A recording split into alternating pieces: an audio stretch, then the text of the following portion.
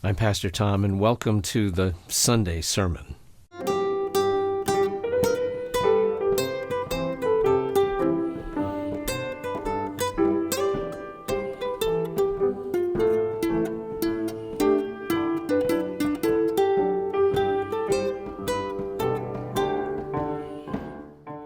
right, I'm going to read to you now from the book of Joshua, chapter 5, verses 8 through 12. Now it came about when they had finished circumcising all the nation, that they remained in that place, in the camp, until they were healed. Then Adonai said to Joshua, "Today I have rolled away the reproach of Egypt from you." So that name of the place is called Gilgal, which means rolling, to this day. Now while the Israelites camped at Gilgal, they observed the Passover on the evening of the 14th day of the month, there on the desert plains of Jericho. And the day after Passover, that very day, when they ate produce from the land, unleavened cakes and parched grain, it was on that very day that the manna ceased. So that the Israelites no longer had manna, but instead they ate from the yield of the land of Canaan throughout that year. All right, I got to fill you in on the story a little bit, because when I left off last week, all that we'd done was we saw spies go in and spy out the land. So there's a fairly lengthy account of them coming into Canaan. What happens is they have approached the Jordan River, and now there's this ritual that Joshua commands. He's like, the priests are going to come with the Ark of the Covenant, and everyone's supposed to stay, a football's length away from the Ark of the Covenant, and they're going to walk that Ark of the Covenant, and when they get to the river, as soon as they step into the river, the waters of the river are going to dry up. Upstream, it's going to dam up, and downstream, it's just going to wash away, and you're going to be able to cross over on dry land. So the priests and Levites, they carry the Ark of the Covenant into the river. And as they step into the river, it's just that starts to happen, and they end up standing there on the riverbed. And then upon that command, they begin, once this has happened, then the people cross over. And there's a lot of them. It's a pretty hefty crew. And we know from what Rahab said that the fear of this invading people had seized the land, and that everyone was terrified of them, and that they were all melting away. And so this seems then like it's the perfect time to strike, to take advantage. We come into the land, everyone's terrified. Now's the time to go and start taking over. Let's go. We're here. Boom. Let's invade. And all of a sudden, God says, "Hang on. Before that happens, you kind of need to do a few things. So stop, make camp." It turns out that there had been a moment when all of the people who had come out of Egypt, all the men who had been in Egypt, they'd come out, they hadn't been circumcised in infancy, so they were circumcised. This is at the beginning of that wilderness time, that 40 years in the wilderness. But during that 40 years in the wilderness, the custom of circumcision had not been retained. It had just been like a marker of leaving behind. By the way, this is just like on the side. The meaning of circumcision is it's always meaning is this: it's a mark of the covenant between God and God's people. Period.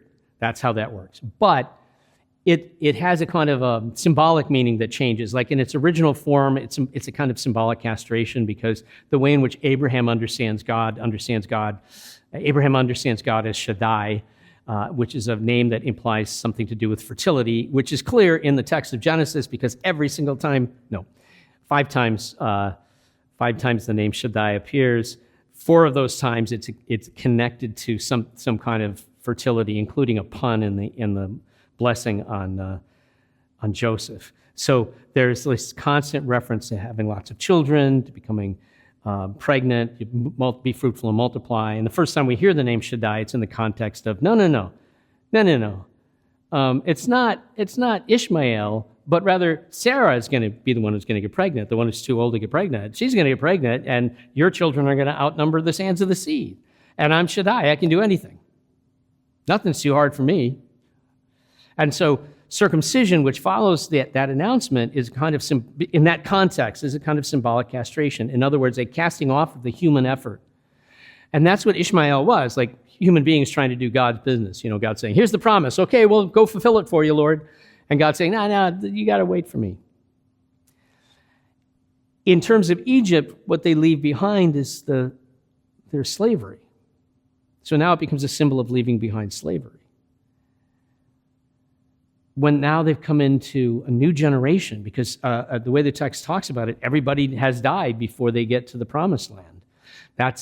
In fact, there's this weird explanatory note which suggests that it has to do with the way the text reads, that says something about the prehistory of the Bible as we get it. Because it looks like there was an earlier version of the text that just said, and Joshua circumcised the people again.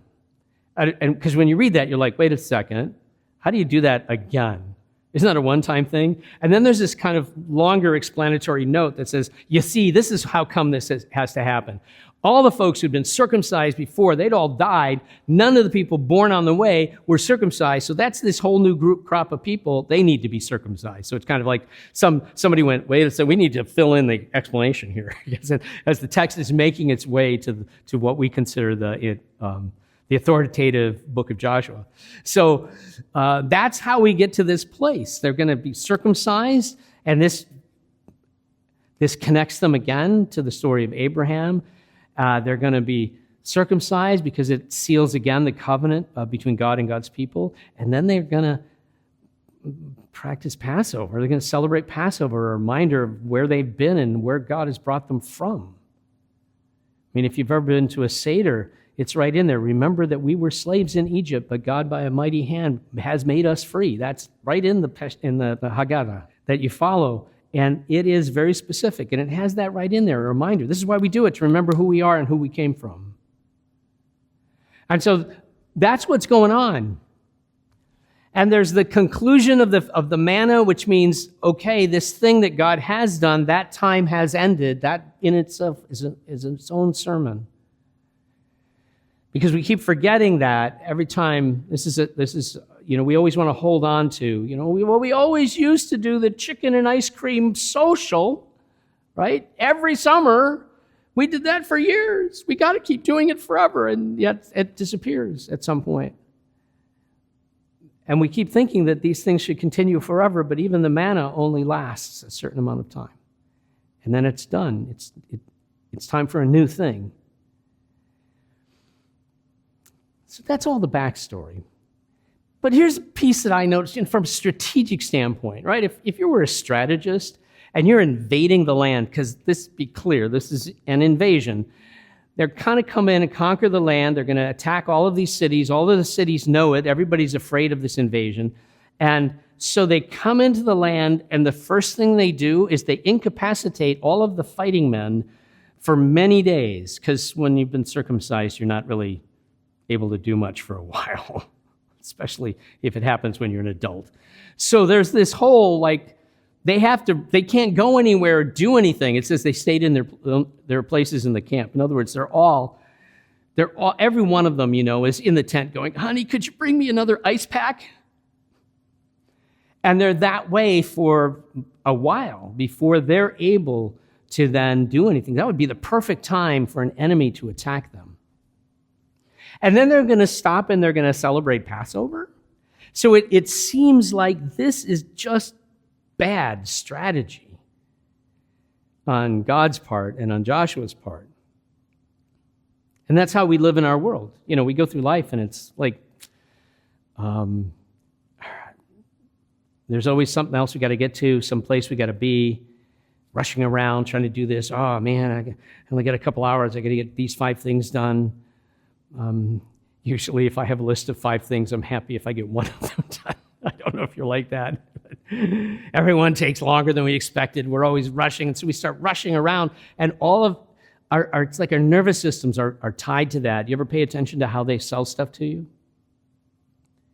today only. If you act now, before midnight tonight, we'll supply also a set of steak knives, right? It's like, it has to be now. It's got to be this moment. Why wait when you can enjoy that 30-inch TV with no interest for 2 years, right? Why wait? Now's the time. Now's the moment. Be in a hurry. Hurry up to get there. Hurry up and do it. Got to get it done. What's next? What do we got to do next? Let's go, let's go, let's go. And so the world is around this, running and running and running. When we get old and we get retired, it's kind of weird because all of a sudden it's like, well, I still wonder how I got anything done when I was technically not retired, considering how busy I am right now. But we have this constant, like, how do we fit it all in? And there's the grandchildren like, oh, there's a game tonight, and I got to go here, I got to go there, and it so becomes rush, rush, rush, rush, and then we get that panicky feeling like we're not going fast enough, and we got to hurry up, and we got to have it now, we got to do it now, we got to think it now, we got to feel it now, we got to have this moment. It's got to be this minute. And so it is very hard for us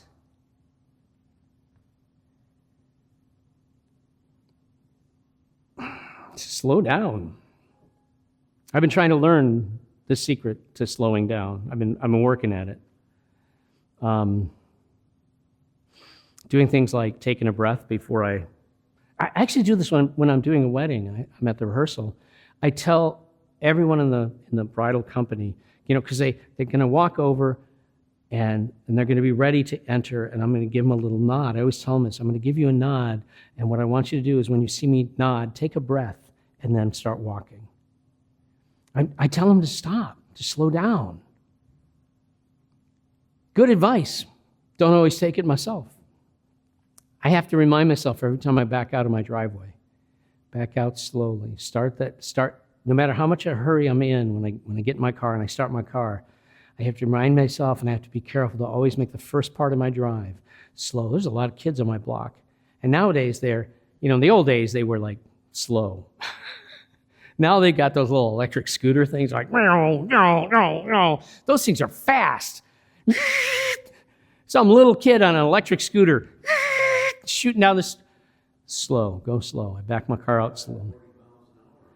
Some of them, I think the little ones probably are doing 20, but I don't even drive. I'd rarely drive 20 miles an hour on my road precisely because those kids are going so fast. All these children, be slow, take it easy. I've also noticed that when I'm rushing to do something, that's when I drop things, that's when I break things, that's when I knock things over. If I could just slow down, it's like that old saying, the hurrier I go, the behinder I get. And slowing down actually is a key to success, even if it seems that this is the moment, this is the time to strike. When the iron is hot, the time to strike is when the iron is hot. Seize the opportunity right now. And that's not always the case. Take a breath, slow down, step back. And so God asks the Israelites to do this. And there's a whole set of things that they do. When they enter the promised land, there's a whole bunch of careful ritual that's developed around this, like where they're to stand and how they're to move. And after they've crossed over, people are supposed to take rocks from the places where the Levites were standing and set them in the river as a marker, one for each of the 12 tribes. This is where it happened, kind of thing. And even the text even says those stones are still there to this day.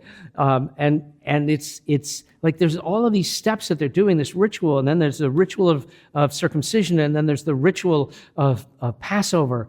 And I was thinking about this because I first started noticing, this is a long time ago, probably 15 years ago, maybe longer, that I started noticing this. When I was a kid, growing up Roman Catholic, I grew up in this very ritualized way of worshiping. So in the Catholic Church, the ritual is very, very important. So I grew up with the ritual, and it wasn't meaningful to me.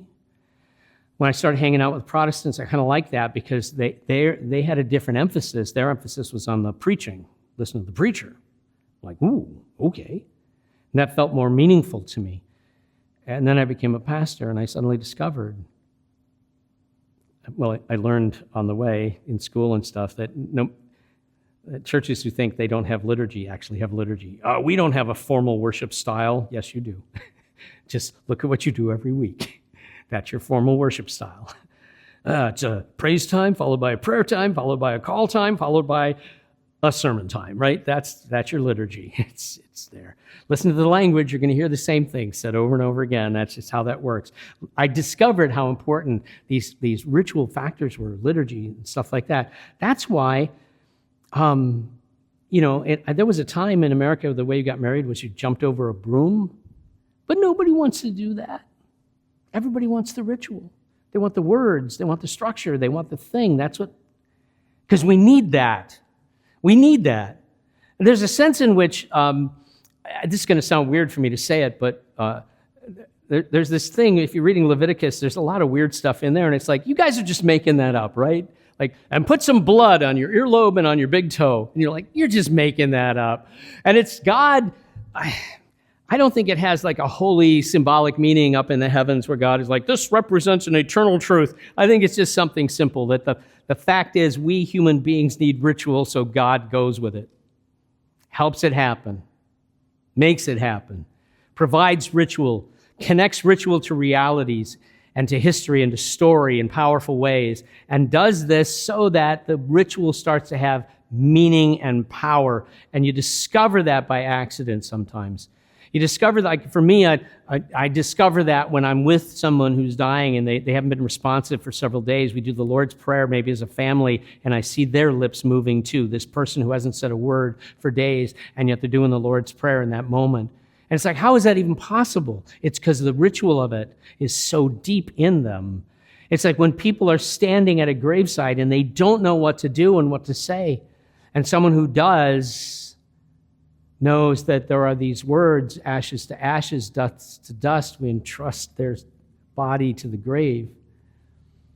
In short and certain hope of resurrection through our Lord Jesus Christ, and then takes a scoop of dirt and puts it on there and invites everyone else to. They go through that process. They don't know why. Why does this make a difference? And yet it does. These are powerful ritual things that when they're done, they have a profound impact. And that lies behind some of the changes I've seen in the church, especially in the last, and here I mean church in the big sense, last 20 or 30 years. There are odd growth points in the church. So even as what we consider, we'd see in a standard Protestant church, this shrinking away of people and this struggle, a lot of churches shrinking away, there are little spots where things are growing, and those spots are often these highly ritualized churches. I mean, I don't know if you just heard this, but there's a new schism happening in the Catholic Church. There's a bunch of priests who, we must do it in Latin. And they were insisting on that and then ordaining bishops and stuff, and they just crossed the line and apparently have to get excommunicated as a result because there was a rule. And yet, go to the churches nearby that's got the Latin Mass, and it's full of young families. I was doing a church where I had 3 different services. One was sort of what we would consider a normal, Methodist-looking church, a Methodist-looking worship service. The other one was kind of the guitar stuff and just real light and easy.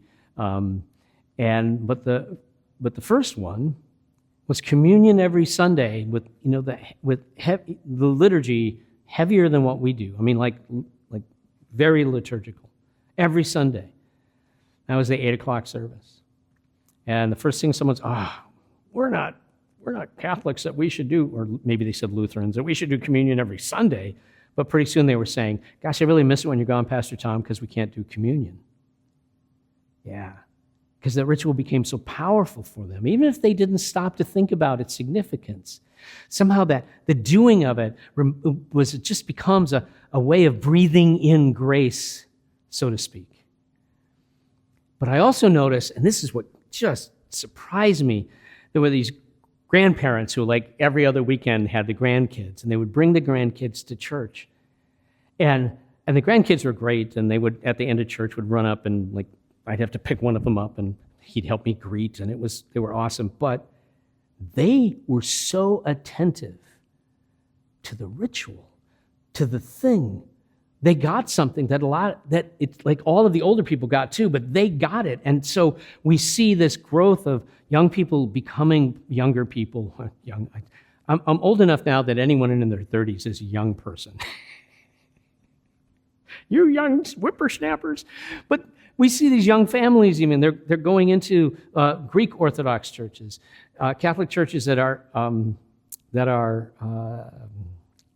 doing the Latin Mass, Russian Orthodox churches.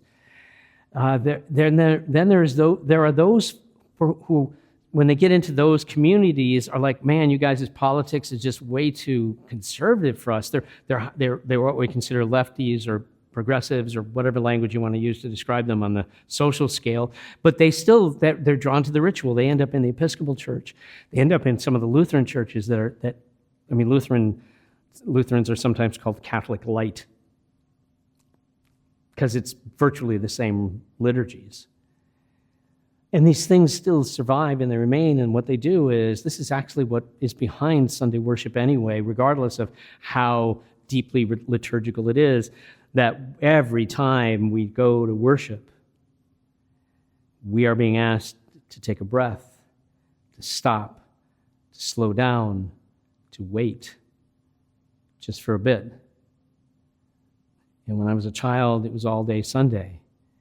That was Sabbath, considered Sabbath. And all day Sunday, nobody did, you didn't. It was just church and family. That was it. And of course, in the synagogue, Sabbath is actually Saturday. So Christians get it all wrong, but Sabbath is actually Saturday, but it was that way. You didn't work on Sabbath. It was a time to sit and reflect and wait and pause. And you did this right after you were part of the rituals. The ritual of synagogue service, Sabbath service Friday night, the ritual of Sabbath dinner, which begins with a long prayer and the lighting of a Sabbath candle. Very, very specific wait. And it always seems like a bad idea to wait. That's why stores are now open 7 days a week. Because somebody thought, a day, we're not making money on that day. We need to make money on that day. We got to hurry up and make some more money on that day. But God's way involves stopping and taking a breath and waiting and remembering who we are. Reestablishing our relationship with who God is and who we are with God. And understanding and recognizing how God has been at work to bring us to this place and to point us towards our future. Can you find the prayer of response? We're going to pray that together. You've got to seize the moment. Take advantage of this one-time offer. For 2 days only, Jesus is coming back soon. The need is urgent. Buy now with no interest for 18 months. My life is full of the rush, Lord. I rush to work. I rush to shop. I rush to eat. I rush to prosper. I rush to spend. I rush to acquire. I rush to succeed. But at the moment of greatest inertia, the instant of perfect opportunity, you called me to hold, to pause, and restore my relationship with you, to stop and remember who I am, where I came from, and how you brought me to this place.